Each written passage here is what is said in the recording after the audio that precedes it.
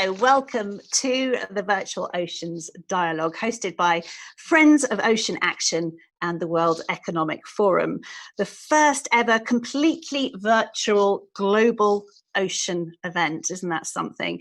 The dialogues are bringing together leaders from business, from governments, from civil society, and the scientific community across the world. They've been created for the purpose of sharing and scaling innovations and solutions with a view to accelerating their benefits worldwide. So the outcomes from the virtual ocean dialogues will be presented to the hosts and organisers of the UN Ocean Conference to be held in due course in Lisbon in Portugal.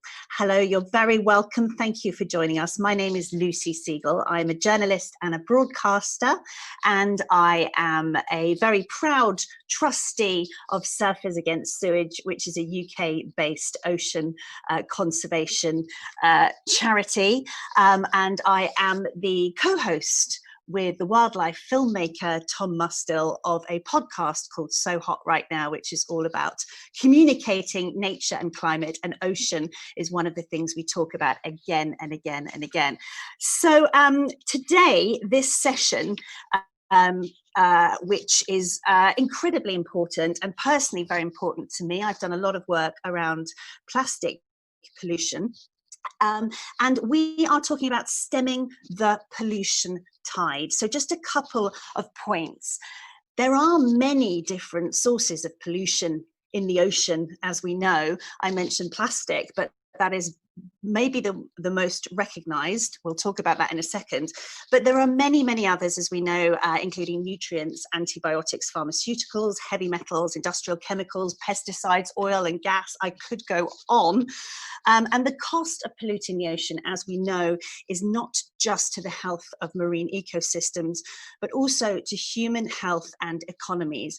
And we also know that the inequality that this spreads is disastrous, that the real cost is borne by those who are living on the front line of pollution and intensely marginalized communities. So we're also talking about social justice, as we know. Just a little word about where we are right now. I'm sure none of us expected to be meeting each other this way digitally in a global pandemic. There is an old saying, don't waste a crisis.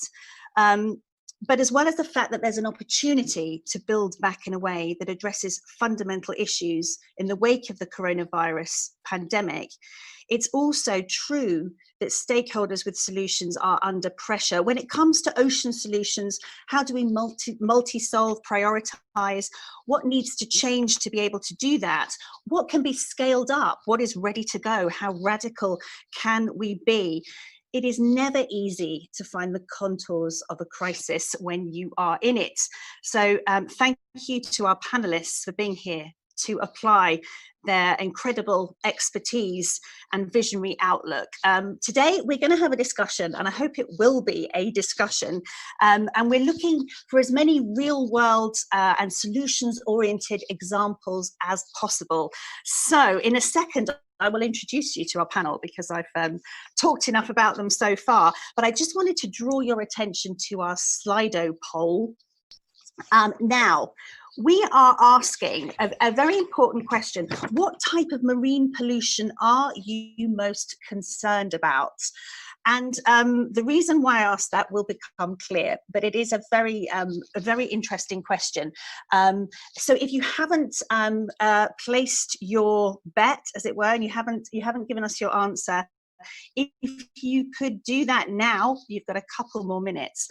In the meantime, I'm going to introduce you to our fantastic panel that we have. First of all, I would like to welcome Deputy Prime Minister and Minister for Environment and Climate from Sweden, Ms. Isabella Lövin, co-chair of the Friends of Ocean Action Initiative and a long-time advocate for the oceans. Minister Lövin, you're very welcome here today. Thank you so much for joining us. Next, I'd like to welcome Inga Andersson, Executive Director of the UN Environment Programme. Inga was appointed Executive Director of the UNEP by UN Secretary General Antonio Guterres in February 2019, having served previously to that as the Director General of the International Union for Conservation of Nature. You are very welcome, Executive Director. Thank you for joining us. And we have with us as well James Quincy, who is Chairman and Chief Executive Officer of the Coca-Cola Company. James became CEO of Coca-Cola in 2017 and Chairman of the Board in 2019. He's driven by Coca-Cola's purpose, which is defined as refresh the world and make a difference. One of the quotes we rather like from James is, "We're building this business for the next century, not just the next quarter." So we will look forward very shortly to delving into that a little bit more as well. So here we are going to talk about stemming the pollution tide. I wonder if we might bring up the results of the Slido poll. Do we have those? Because I think that would be a really good starting place. So we asked, what type of marine pollution are you most concerned about? And here we have it, written large: plastics. Plastics, followed by more plastic and microplastics, plastic pollution. And then we're just looking out to the edges there, and we're seeing that chemical runoff, oil and gas, antibiotics, nitrogen, sulfur, all of those other pollutants are very much on the fringes of this poll. So I wonder if I could start with asking our panelists for their reaction to that. James, does that surprise you? No, sorry, I had to unmute. Well, I think you gave it the answer in the intro when you said that in fact, of all the pollutants, plastic is the most recognized. It's certainly visible compared to many of the other ones that came up on the word cloud, and quite often it floats. So I think, yes, it is clearly an important pollutant. It's very visible, and clearly this is a problem that has to be solved. I mean, packaging waste in the ocean should be made a thing of the past. There are many types of plastics, obviously. I think that's part of what we get into when we talk about some of the real life examples that you mentioned. Certainly from our point of view, the bottles, which are very visible, and we know people are very concerned about that. Our objective is very simple. You highlighted the idea that we're in it for the century, not the quarter. And under that idea, we simply set ourselves an objective of making all our packaging recyclable, because ultimately our objective is to collect a bottle or can back by 2030 for everyone we sell, and then to create a circular economy with it. And we can get into all sorts of examples. But I think the problem's there, and it needs to be fixed. Okay, thank you. We will get into all sorts of examples soon, I'm sure. Thank you for kicking us off with that one. Executive Director Inga Anderson, did it surprise you, the results of that poll? You need to unmute yourself. Here we go. No, it didn't. I think the global consciousness around plastics has really increased, and this is something that we're very happy about, that people are aware, but it's also very visible. We love our seas. You said yourself, you're a surfer. So it's visible, and people are disgusted by it, disgusted by what they see. And it has been something that has revolted everyone, from business to politicians. We will hear from Deputy Prime Minister and so, media and children.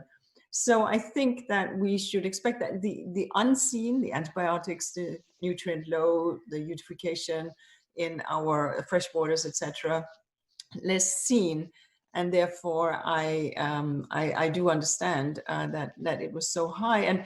And what we know, of course, is the huge economic costs that this pollution is driving. But we'll get into that later on, I'm sure, in the conversation. So let me stop here. Yes, we will. Thank you for that. And thank you also for talking about public reaction, public response, because that's something I would like to talk to. I would just like to qualify my surfing ability, just in case anyone does see me. I'm not a very good surfer, but I am enthusiastic. And now I'd like to go to Minister Lövin. As James managed to explain, it was a word cloud that we saw. Does it worry you that so many other different types of pollution are not sort of front and center of people's consciousness?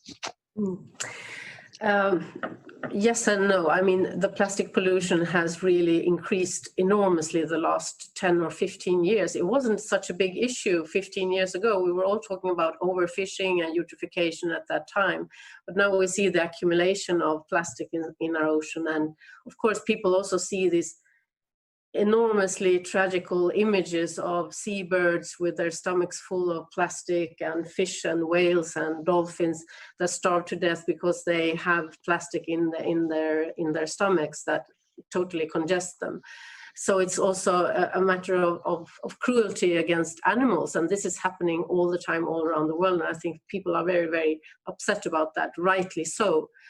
But I also saw that the CO2 was rather big on that image. And basically, the carbon dioxide is one of the absolutely greatest threats to our oceans and the life that lives in it. Our coral reefs, the vertebrates and shellfish are extremely threatened by acidification due to CO2. And we need to stop the climate change if we're going to save the oceans.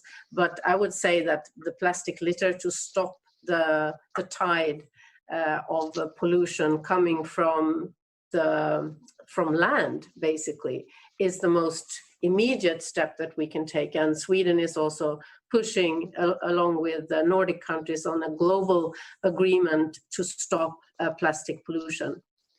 Okay, and well, I hope we'll talk a little bit more about that in a minute. Thank you very much, Minister, and thank you for spotting the CO2 there as well. And conversely, I suppose we should remember that the greatest ally in stopping climate breakdown is, of course, the ocean, which is another reason to protect it. A slightly different way of saying it. Okay, well, let's move on to talking about some of the frameworks, architecture, solutions, what tools we're using, what do we have at our disposal. James, I'm going to come to you first. You are our representative from the private sector. In my intro, I sort of mentioned finding the contours of this crisis that we're in and trying to set the course of direction as we emerge. Where do you think the responsibilities lie in terms of corporations, and will they have changed post-pandemic?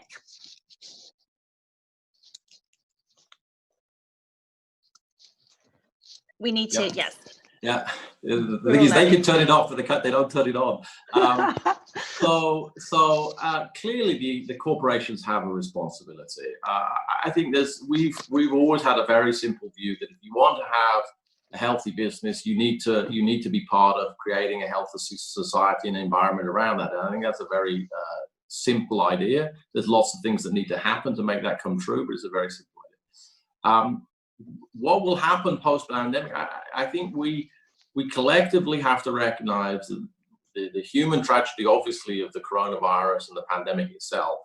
But importantly, vis-a-vis this topic, is the resultant economic recession that is on the way is going to put a lot of pressure on governments and companies and consumers from an economic point of view.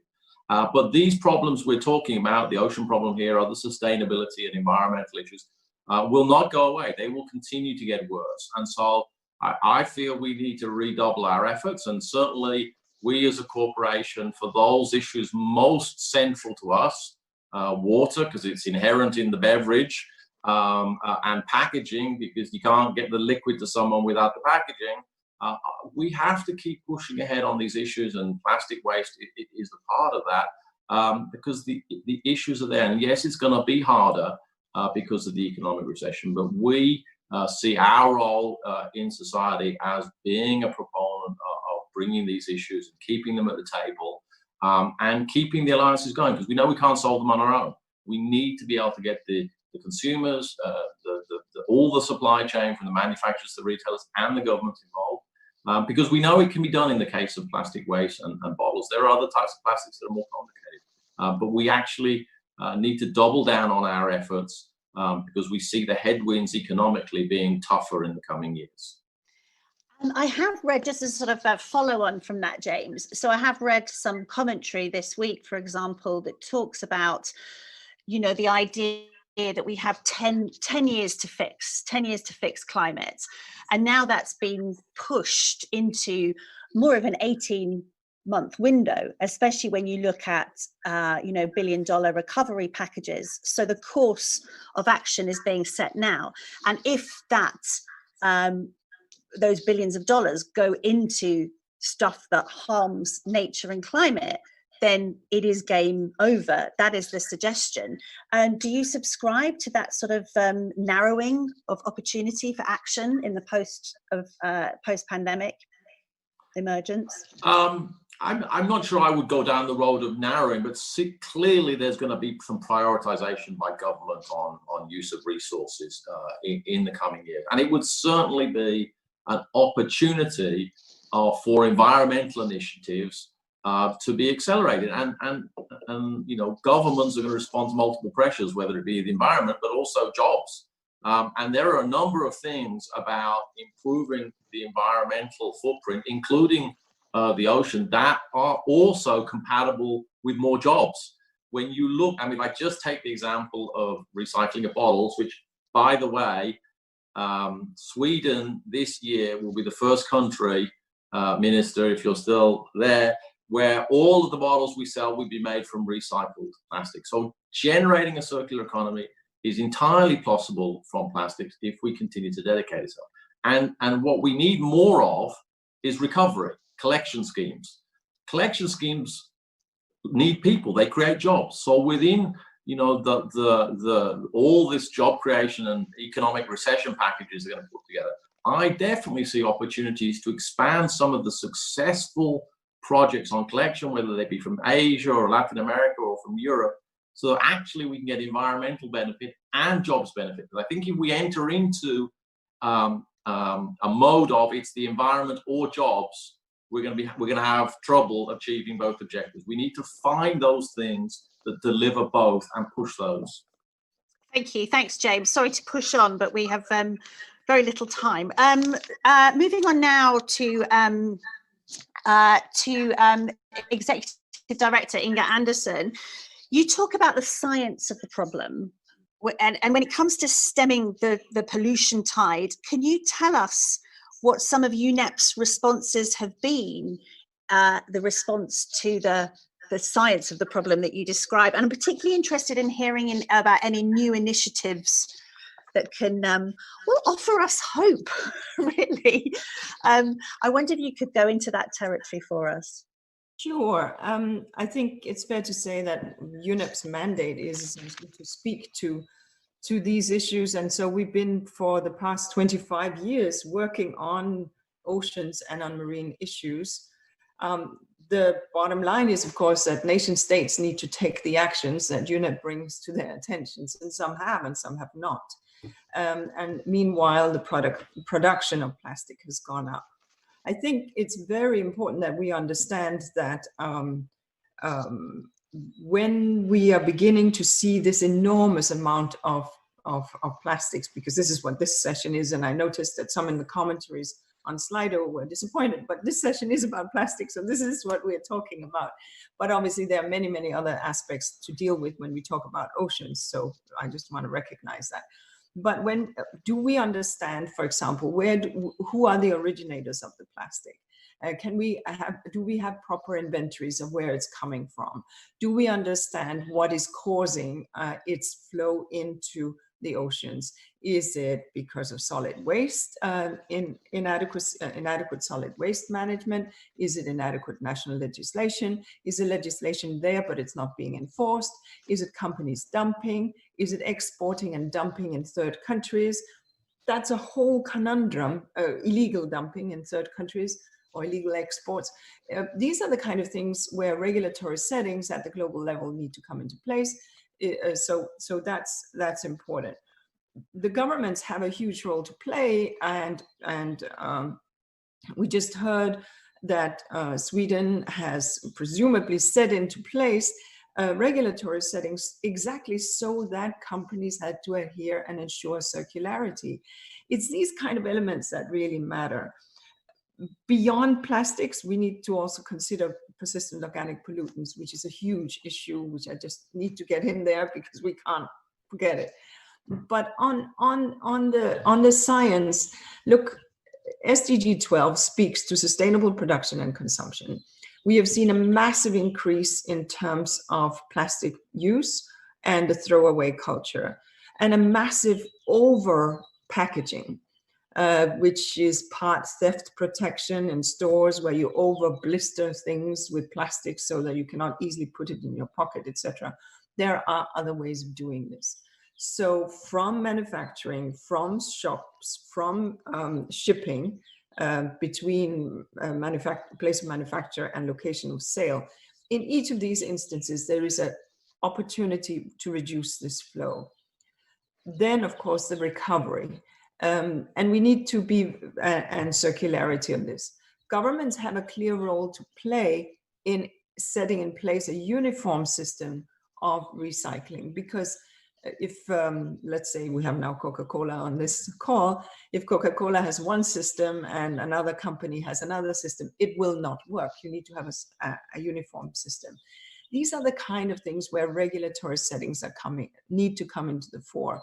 At UNEP, through our Regional Seas program, where we have some a significant number, I think it's 18 regional seas conventions, 9 of which have land-based sources of pollution protocols, seeking to set in place precisely regulatory frameworks in a regional sea, say the Mediterranean, the Baltic, etc., that will regulate pollution in places where these regional seas conventions have been given by their governments the ability to actually enable, to pass decisions. You have enhanced regulatory settings. In others, it has been hard. UNEP has been very hard at work, for example, in the Caribbean regional seas setting, working also with individual Caribbean nations on setting in place solid waste management plans, sustainable meal packaging. We've worked with schools to have, over-packaged meals for school kids. You don't need to over-package it. You can slimline it. And also implemented a lot of recycling opportunities, especially working with SMEs. There is a job creation opportunity, again, in the Caribbean. I mean, we could go on with many, many examples. The point here is, it is from production all the way through use and to recovery. And we have, through member states who passed a resolution at a United Nations Environment Assembly, establishing a process. It's very UNES. It's a ad hoc working group, but essentially it works on looking at assessment, inventory, the science and the technology around this. And some governments have indeed called for a firmer type agreement around which nations could make some commitments on the use. And I'm sure Deputy Prime Minister Lövin will speak on this. So these are some of the issues. Let me stop here. Thank you very much, Executive Director. Well, let's hear from Minister Lövin. Sweden's been mentioned several times in there, as well as the Baltic Sea, one of 9 countries that has had enhanced regulation around the Baltic. So yes, we'd love to hear about some of the architecture and global frameworks that have been achieved, and what do you think is still missing? Well, thank you so much. And I'd just like to start by also saying how much I appreciate that we are having these dialogues now. The UN conference on the ocean has to be postponed, but we certainly can't afford to postpone any ocean action. We see how serious the state of our ocean is. And well, on the frameworks and the architecture at the global scale that we already have, I think one great achievement was the addition to the Basel Convention, when we added plastic to let's say, call it the dangerous types of waste that you cannot export to countries that cannot manage to really take care of and recycle these materials in a responsible way and have the frameworks and regulations to do that. So that was a very, very important step to take. But we also see that we have a lot of big challenges. Some of them were mentioned in this word chart that you showed that are equally important. For instance, chemicals, where we have a global framework called SAICM. It's the Strategic Approach to International Chemicals Management, but it expires in this year, in 2020. So what the world decided a long time ago was that we should have achieved a sustainable use and management of chemicals by 2020, but certainly we have not. So 1 per mil of all the chemicals on the market are regulated globally from its entire life cycle. 70% of all chemicals are produced in developing countries. And the amount of chemicals on the market, it has doubled between the millennium 2000 and 2017, and it's expected to double again by 2030. And all these chemicals are traded, are really in the global market, and we need to get a grip on that and try to regulate a lot more. So Sweden, together with Uruguay, we have created a high ambition alliance on chemicals and waste, and we're really pushing the world to come together to continue this important work within the framework of SAICM on chemicals and waste. Besides that, we have the issue of plastic, the need of a global plastic agreement, which Inger Andersson also said. With the Nordic countries, we're producing a report with some suggestions of what that agreement should contain of, and we will present that later on. But I think it's very important that we have a holistic approach to this. This is about from production to recycling. And we should not have the plastic in the ocean in the middle of that circle. So that's also very, very important that we create the frameworks that where you can put the right demands on the production side of this. And I'm also very pleased to see that the EU Commission now in the circular economy action plan is also pointing to the need for a global agreement on plastics, and the EU Commission also wants to take a lead on that. Thank you very much. Thanks, Minister. I just want to pick up on the global agreement on plastics, because when I talk to a lot of people in the UK where I'm based and I go out and about, I've talked to a lot of people about plastic. I don't go out and about at the moment. I went out and about and I talked to a lot of people about plastics and their response to what we know is a very visceral source of pollution. And one of the things lots of people ask me about, and these are non-specialist people, is why isn't there a Montreal protocol like there was for the ozone for plastics? Obviously, you have to be of a certain vintage, of a certain generation to remember the protocols, Montreal Protocol. Is that in essence what you're kind of talking about when you're talking about a global agreement on plastic? I think that is one of the few examples of a really successful global agreement to save our ozone layer. So I think basically that is the aim, that we should get rid of the plastic that is not made of materials that are safe for our health, for our environment, and then we also must build capacity in all countries to make sure that we can recycle the plastic. And we have, the steps are now being taken at the EU level with the EU's plastic strategy. It's come very, very far. And we're really working at the Swedish level to reduce all the single-use plastics that we can eliminate. And I think there's a great global will to do the same. But that's only one side of the coin. So the other side is also about what type of plastic is allowed on the market. And if we're going to be able to recycle the plastic, then it has to be clean plastic that is not hazardous for our health. So on the market, and plastic that is possible to recycle. Okay, thank you very much indeed. Does anybody else from the panel want to come in on this last point before we take some questions? Because I know there's a lot of questions. Do raise your hand. Yes, yes, please, Executive Director.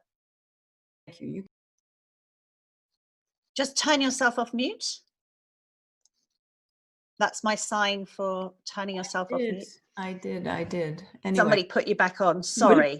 Yes, it's like fighting with It's probably me. The invisible hand, at any rate. No, just to go back and say, you know, the issues around plastic is something that is entirely solvable. It's human-made, and it can be unmade by us. We decide on the consumption patterns that we want.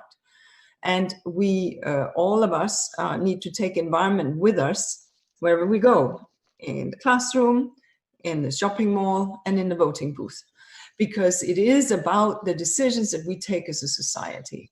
And so understanding, therefore, that it is not a given, this consumption patterns, and that we have choices, individual choices, and what we do as individuals impacting societal and global outcomes. So yes, plastic consumption has skyrocketed. We are the cause of that, our consumption patterns.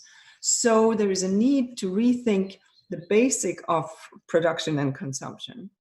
And there's a need to rethink that, and no better place but to do it right now in the middle, or in this post-pandemic massive stimulus package that will come out. Because governments will step in, and the heavy hand, not the invisible hand, the heavy hand of governments will intervene in industry and in business to put monies on the table so that jobs can be brought back and so that the wheels can start turning again. And here, there is a choice.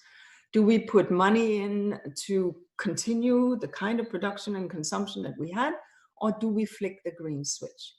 And there's a real opportunity here to make something happen. Some countries have decided that they wouldn't, for example, put money into certain type of businesses that were seen to have a polluting trail. Well, there's certainly something we can do around the marine environment here. Not just plastics, but runoff, chemicals, fertilizers, pesticides, et cetera, because what we've also seen in this pandemic is this, while it's not a silver lining, but it is, it's not a, we can't take the victory lap on green because we've locked down the economy, but we have seen that environment and nature will bounce back if we give it half the chance. So I think there is an opportunity here that we all need to co-own and co-author for the future. Let me stop here. Okay, thank you. There's so much to unwrap in all of these interventions, but I'm going to take some questions. We've got some very good questions, actually. This is one I'd like to go to. I don't know who sent it, but thank you. Is it time for reversal of the burden of proof on industry that their chemicals or products do not harm the environment? So could we flip that and act on the precautionary principle? James, I'd like to bring you in to answer that question first, if you don't mind. Sure. I mean, I think the direction of travel on end producer responsibility is already largely setting that, and certainly the U.S. legal system would certainly stop people, or it provides a way of getting redress on things that cause harm. But really, the precautionary principle is about things that aren't yet here. Things that have not yet been approved. And so what we need is to actually work on the things we're already using, as she just pointed out. it's our current consumption patterns that are generating the waste, not the precautionary principle applied to things we may yet do. And so there's a lot that needs to be done to clean up the waste that's already getting there, whether it be the bottles, and we've got great projects with industry partners in Asia and other parts of the world that show it absolutely can be done. And so we need to focus on things that we know work. There may be chemicals, much like the ozone example, the CFCs, which we took out of refrigeration. Everyone took out of refrigeration. There may be chemicals that need to be taken out. But I think that needs to come from the targeted end and from the science end, so we can really drill down on what needs to be taken out. But we firstly need to address what we're already using. And the last thought is, whilst we can achieve recycling of plastic bottles with today's technology, many other things that are reaching the sea and causing pollution, whether it be physical or the invisible chemicals, will need innovation to help solve it. As I said, plastic bottles, we know with today's technology and today's manpower. Many other things require innovation, and we need to keep funding innovation as a society to be able to find the things that allow us to be able to consume or to protect the healthcare workers or any of the other things that society uses, some of the waste items that are not easily recycled. And so we do need to encourage innovation. And I think putting too much regulation to stop new stuff coming in may perversely stop us finding solutions. And who funds the innovation? Is that a corporate ask? I think actually it'll be lots of different people funding innovation. I mean, clearly the marketplace works. There are lots of people out there investing in new types of technology and innovation. We ourselves have done so, and finding new ways of collecting waste and turning them into useful items. So industry will pursue innovation, but I think governments can also fund it. I mean, if they particularly want to address one particular invisible pollutant or whatever, then I think directing innovation there can be part of the stimulus. And I think when you look back on the history of innovation in the US, in Europe, around the world, you see both the best examples have been when industry, academia, and government have been pushing in a direction to solve the problem. Okay, and you sort of mentioned on specific pollutants there. Maybe that governments would want to focus on one of those. I want to bring in another question, which is sort of central, brings us back to the poll actually. Again, sorry, I don't have a name here, but is there a danger that plastic pollution is distracting from other pollution problems, such as persistent organic pollutants? So there's this kind of theory, which is kind of hard for me to say actually, because I spend a lot of time talking about plastics. Is it dominating the conversation to the extent that we are minimizing the risk and overlooking other sorts of plastics? I wondered if anyone would like to come in on that, if you could just raise your hand. It's rather a diffuse question while we're in the area, or I can allocate it. Yes, Minister Lovin. Well, thank you. Well, actually, I don't think so. I think, of course, plastic is something that is very much concerning to very many citizens, and rightly so. But it also puts a focus on that our ocean is not endless. What was thought only like 30 or 40 years ago, that you can just throw away something in the ocean and it would kind of dilute and disappear, that is not true. And it's not true for persistent organic pollutants either. And they're connected actually, because also some PCBs and dioxin, they kind of attach to small microplastics and are distributed by ocean currents that way. So the two issues are really connected. And also I'd like to also mention one big step forward that we made when it comes to PFAS was with the Stockholm Convention, that we actually managed to prohibit some 400, I think, different PFAS last year. But still there's thousands out there, and we need to get much more efficient in grouping these particular substances so that we can actually prohibit them twice. Okay, thank you very much for that. I want to get through some of these questions that I'm seeing on Slido here, because there's some very interesting ones. This is about cleanup solutions.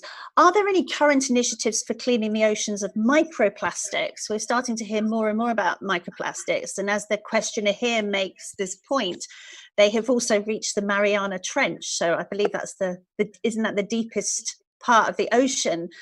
What do we do? Like, once they're there, what do we do? And does anybody?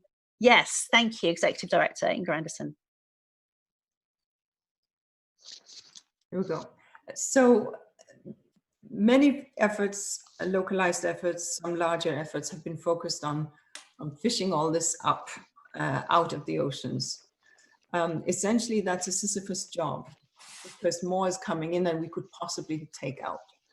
So whilst it's always good to do local beach cleanups, and we encourage everybody to do and to participate, it mobilizes, it creates awareness. Whilst it's very good, those that are out there fishing up something, fishing gear, etc., all of the above. But the bottom line is we have to stop the plastic tap. That's the bottom line. And we need to understand, because you referenced micro, I want to take you from micro to nano, because we have large plastic fragments that are visible to our eyes. You have micro, that are smaller bits, often grounded down. And then you have nano, that is only microscopic in size. And nano often comes from what we call technical clothing. Your first wash of your new gym wear will release 700,000 nanofibers from your washing machines into the wastewater, from the wastewater treatment plant into the effluent, and from there into the oceans. And nano is, of course, uptaken by fish and by microscopic species and part of the food chain, as is micro. And those things you cannot catch. And don't forget, plastic is never gone. It just breaks down into ever smaller pieces. So no cleanup of the Mariana Trench, unlikely to happen, let alone the entire ocean floor. Therefore, the emphasis has to be on ensuring that we stop the pollution.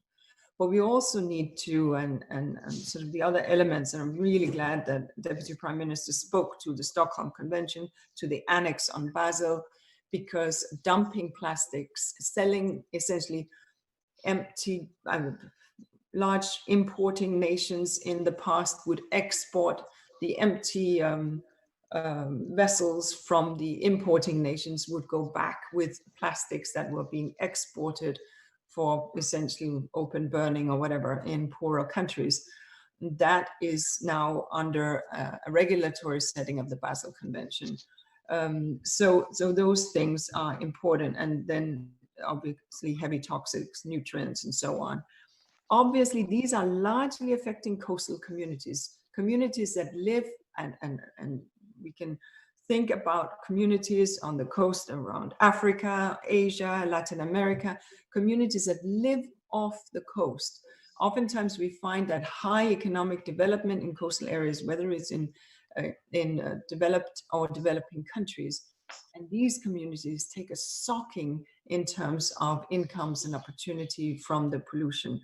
And just one word, if I may, on CO2.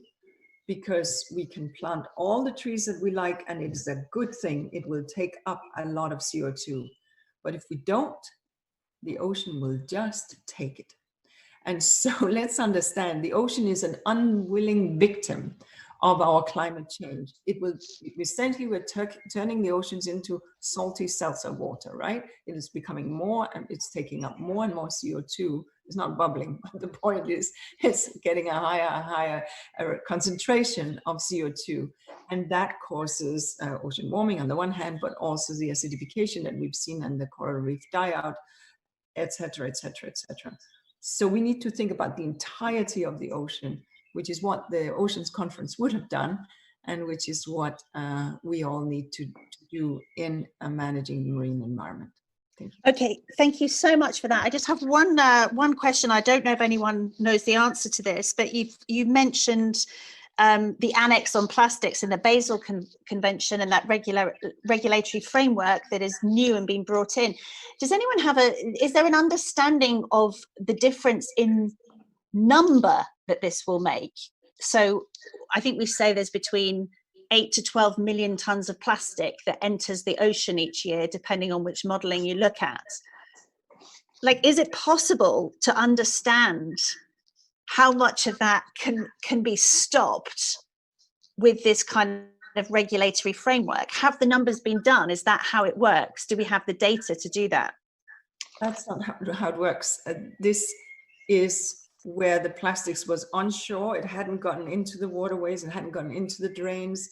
That plastic was onshore and was waste, quote unquote, and was then exported in empty containers to countries that imported full containers, often from Asia, exported in empty containers to be, quote unquote, managed, handled, disposed of in poor countries. So so it's trying to essentially will the effect be that it will stop a lot of the burning of plastic? Well, it would stop where that trade was illegal, would stop that illegal trade, and would regulate it. You can still trade in waste plastic products, and I see Minister wants to come in. You can still trade in waste plastic products.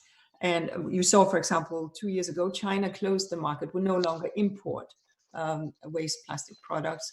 Unfortunately, those waste plastic products have found other destinations in Asia. But I'll yield to Minister. Okay, thank you for yielding. Minister Lovin.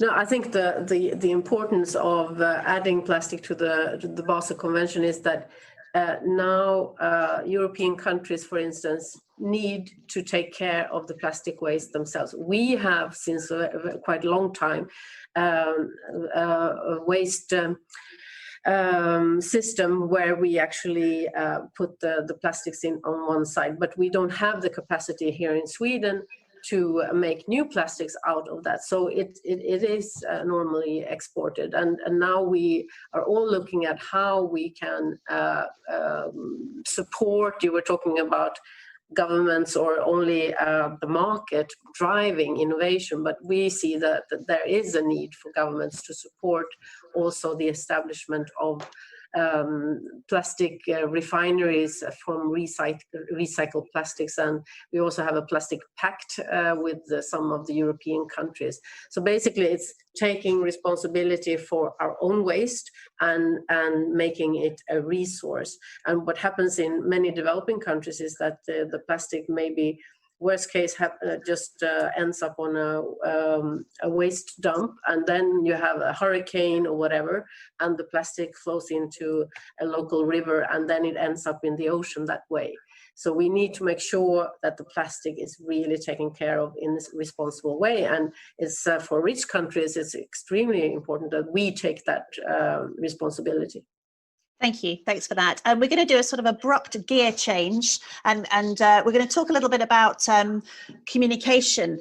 Mahesh from Switzerland has sent us a question. Could companies, including Coca-Cola, James, ramp up responsible consumption messages for safer disposal of packaging as part of their ads on TV and print media? You know, a brand like yours, James, is pretty famous. You have a lot of reach. Is that something that you could consider doing? Absolutely. And we have in a number of countries run campaigns to drive up recycling rates.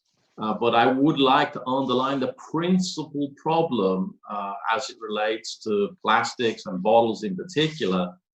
Is not that people won't put it in the recycling bin or that you can't make new bottles from old bottles, is that we can't collect them. There's a breakdown in the collection scheme such that the ability to recover the packaging from the consumer is not as high as it needs to be. There are very few places in the world where we get recoveries of over 90%. There are some in Europe, and that's what we need to drive up. And that's where we need the companies, the retailers. There's never going to be a Coca-Cola only scheme. It's not going to work that way. We need to work with other manufacturers, with retailers, and with government, particularly local governments and national governments, to put in place the schemes, whether it be deposit or other forms of collection schemes, such that we can recover the bottles. The biggest gap is scale recovery of the plastics.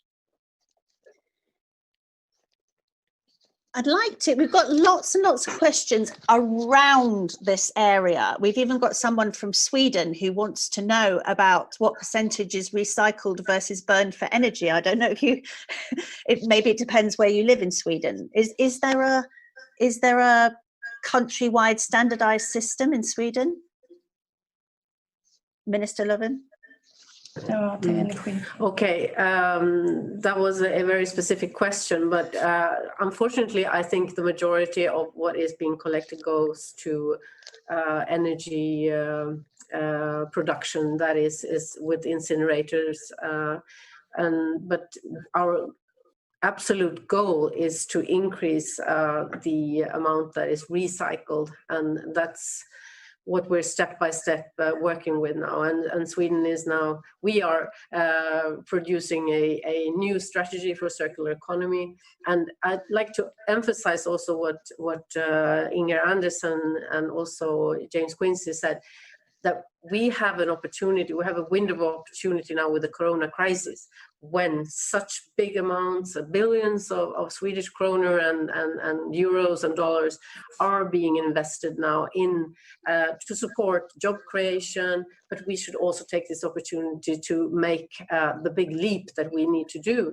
to create a holistically sustainable society. And the circular economy by recycling materials is one of the big cornerstones of that, and also transitioning from our dependency of fossil fuels into renewables. And all of this will really benefit our ocean in a very, very visible way.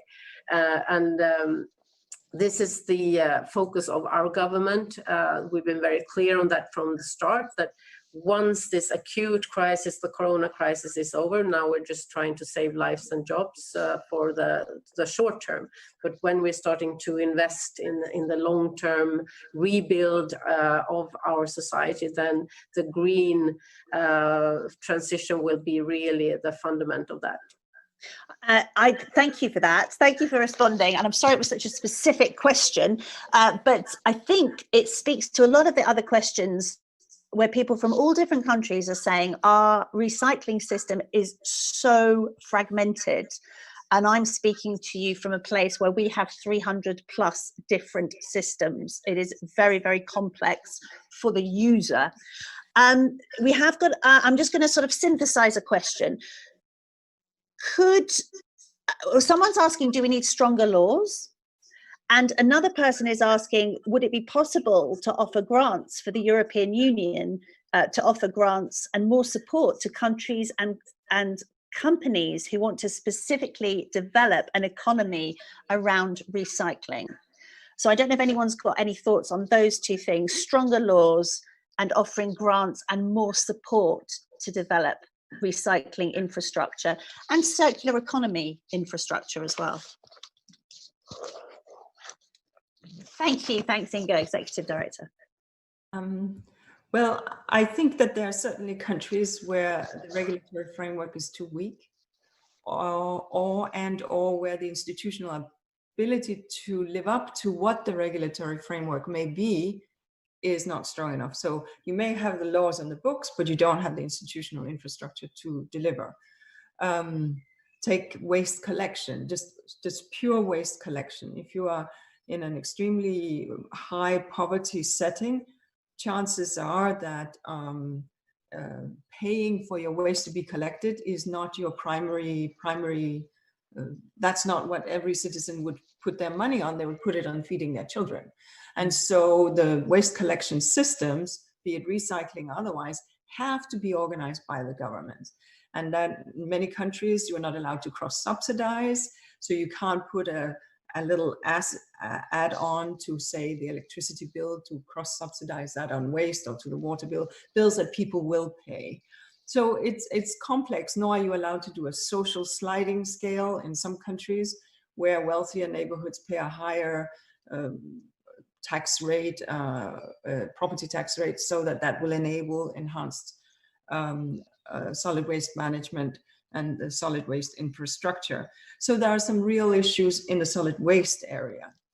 And secondly, as we said, in terms of the regulatory setting around packaging itself, many poorer countries are on the weaker end of the economic bargain in trade. They cannot necessarily set the rules for how the products may be packaged. Those rules are often set in the producing countries.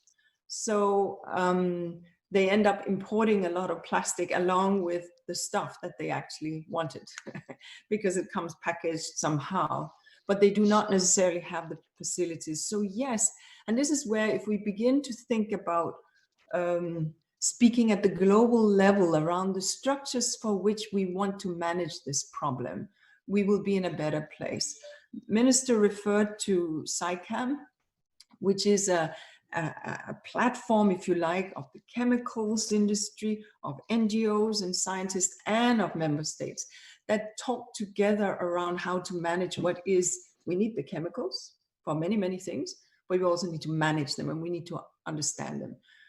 So thinking around this in this way is certainly needed. And yes, regulations would be helpful in a number of countries and should not be seen as strictures, but should be seen as enablers of better governance, better environmental governance. Thank you for that very comprehensive, very interesting, and going into some detail there. That was a great place to end this section. I'm sorry we can't get to all of your questions. There are so many and some very, very good ones. These things are never long enough. But I thank you to the panel for covering so many. We went on a very sort of wide-ranging discussion there. For our closing remarks, I'd like to invite someone to join us. I'm delighted to invite, in fact, Marco Lambertini, Director General of WWF International. Just a little bit about Marco before we hear from him. He heads up, obviously, WWF, one of the world's largest and most respected conservation organization, and has over 25 years of global conservation leadership, field and campaigning experience around the world. Marco works with world leaders, corporate executives and civil society to forge a future in which people and nature thrive. I can't think of anyone better to give us our closing remarks from this session. So welcome to Marco, and over to you. Thank you, Lucy. I can actually think of many other people better to give closing remarks, but nevertheless, let's leave for another conversation. First of all, thank you so much to WEF and to the Friends of Ocean Action for organizing this, and the panelists for the incredible rich conversation you just had. I'm going to add a few closing remarks, in fact, adding to and building on some of the comments made by the panel, and adding a few specific perspectives from the WWF point of view. So the first point I would like to make, perhaps, is that science is very clear. In fact, science has never been clearer. Our ocean and, in fact, our planet are in crisis. And the challenges that the ocean is facing are unprecedented in terms of their nature, the scale, the acceleration, and they're all fronts. We today talk about pollution, but of course other sessions have talked about overfishing and all the impact of climate change, acidification, deoxygenation, not to mention the unknown yet to come, for example, seabed mining. 2/3 of the ocean is in an altered states. This was the UN report last year, and 90% of the fisheries we know are either fully fished or overfished. So there is no room for complacency. The situation is extremely serious. We know that this is due to our production consumption model, particularly the way we harvest and consume the ocean resources, and as it was mentioned before, particularly also the way we treat the ocean. And science is also clear, not just on the issues, but also on the consequences of all this. And when we talk about an ocean crisis or a planetary crisis, really we are talking about a humanitarian crisis as well. Hundreds of millions of people depend on the ocean for their livelihood, their jobs. Hundreds of millions of people depend directly for their protein intake and healthy nutrition. And perhaps more than half of the whole 8 billion people today on the planet are depending on the ocean for a number of other services, including healthy diets. The ocean today, despite the decline in its assets and resources, is still worth $2.5 trillion per year in terms of goods and services. This is something that we calculated and we called a marine gross product, if you like. And that would put the ocean as the 7th economy in the world. We'll buy the ocean, it sits on the G7, and it will be fun to see a big octopus representing the ocean around that table. So when it comes to pollution, I think Inger mentioned that, you know, we are focusing on plastic most of the time. There are many, many pollutants. It was mentioned nutrient pollutants and pesticides pollutants coming from runoff from agriculture. We talk about heavy metals and organic persistent pollutants. There is even an emerging crisis of antibiotics in some coastal areas. And 80% of all the pollutants in the oceans are originated from land. And in fact, most of them ends up in the ocean. So when it comes to tackling these issues, there is no silver bullet for most of these pollution issues. In fact, the value chains, the production chain of these pollutants are, in many cases, in most cases, very complex. And so we need an integrated, holistic approach. Looking at plastic, which is probably the most vivid of all is the symbol, if you like, the modern symbol of pollution in the ocean. You look at 4 key actions that are really needed, and they were mentioned in different interventions today as well. First of all, reduction.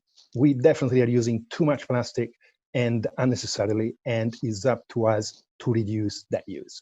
Second is about collection. James mentioned very clearly the collection system is actually not efficient enough and is undermining a lot of the other efforts in many ways. So collection and waste management is a massive issue that needs to improve. It requires investment, technological, and political will. And then there is a recycling dimension, particularly in plastic and other pollutants too, which is again very low today. We're talking about 10% globally, not acceptable, and is about producing, designing the products in many cases to allow recyclability, is about using plastic which is not that cheap and non-recyclable, and is about, of course, investing in better facilities as well. And the last one, which is still not emerging as a true solution in practice, but could be really the solution of the future, is also looking for alternatives that deliver products which are truly biodegradable, plastic-like in terms of their qualities, but they are truly biodegradable. And as you know, in many other fields, for example, clean energy, alternatives, when properly financed and incentivized, can deliver really exciting results. So, in concluding, moving forward, there is work for everybody to do in tackling this issue. Consumers definitely have a great responsibility in terms of the way they use plastic, the way they choose to use plastic. Business has a even greater responsibility, perhaps, in terms of committing to produce plastic and use plastic in a way which is appropriate, but also in terms of looking and auditing, if you like, their plastic footprint in a way which allow them to develop plastic pollution reduction plans that would tackle the key elements of that footprint. And obviously each company, each sector has a different connotation, different type of footprint. So that analysis, that commitment is important. But perhaps the most important action of all, and was mentioned earlier also in your question, Lucy, to the panel, what can we do as a global community? Plastic is a global issue. Plastic, as many other pollutants, is a global commons issue. And so we think in WWF, we need a global framework, a global commitment that identifies clear visions where we want to be, a clear, if you like, North Star or Southern Cross of our fight against plastic, clear targets by sector, clear deadline for those targets, and accountability system attached to it. A global framework that we could learn from other examples. The Montreal Protocol was mentioned. It was amazing how we dealt with that particular issue, how that particular commitment trigger innovation, business opportunities, and so on and so forth. So we can do the same for plastic. The awareness is there, the science and the risks around it are clear. The public demands it in fact, everywhere in the world, as this is a global issue, but it is very prominent locally as well. And so I think it's time to bite the bullet and really sit around a conversation that leads to a global framework to deal with plastic pollution. And that's what I think we strongly believe in WWF. But perhaps beyond the behavioral dimension, the regulatory dimension, there is also another dimension, which is cultural, if you like, and goes back to the way I mentioned at the beginning, the way we look at the ocean, the way we look at the planet.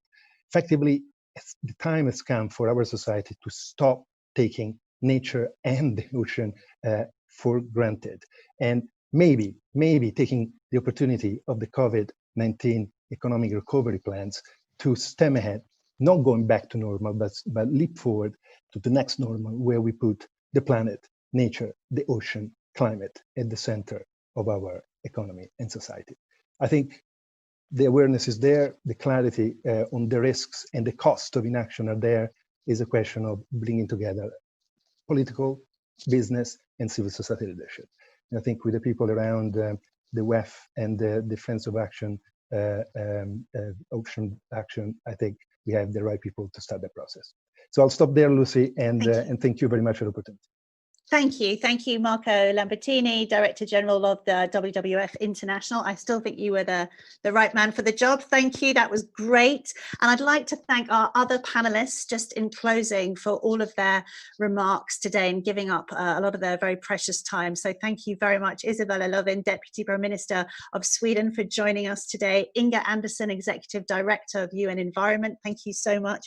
And James Quincy, Chair and CEO of the Coca-Cola Company. Thank you so much to all of you. And most of all, I would like to thank all of you who are watching and engaging and part of this process, which I know goes on immediately after I've done my bit. And a lot of you will now be involved in the deep dive discussions. I think we can get a little slide so you can see what those are, just as a reminder. If not, I'll just read them anyway. Here we are. Call for source to sea action. Look upstream to achieve SDG 14. Resilience on the front line, building clean, healthy cities, clean, healthy seas. Financing plastic pollution solutions in Southeast Asia. Pollution parallels. When does global governance work? And what lies beneath a holistic approach to ghost gear? All incredibly important. I'd also like to say a massive thank you to Friends of Ocean Action and the World Economic Forum for hosting this discussion and for continuing to host all of these events, which give us a very, very important pathway.